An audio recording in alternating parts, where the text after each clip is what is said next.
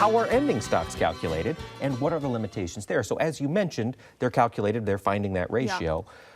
Talk to us a little bit about the limitations. When have we been surprised by ending stocks that didn't quite materialize, or stocks-to-use ratios, rather, that didn't quite materialize? Well, there's also some limitations, like particularly in the soybean market, you know, when there's effectively 0 soybeans left in the universe and yet their table still shows 100 million bushels.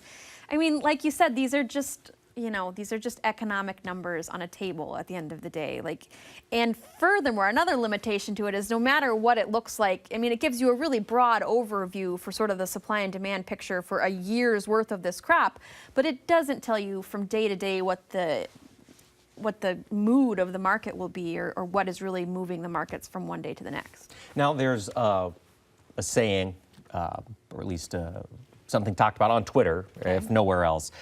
USDA always underestimates soybean demand. Fairly accurate? I don't know about that. It's just, it probably just feels like it because we've had a series of years where globally this demand for protein is we're not keeping up with the growth of producing it. So I think it just feels like that. Okay, a little selective memory, yeah, perhaps. Yeah. All right, well, Elaine Kub, thank you so much for taking the time to join us and answer our questions. It has been a pleasure.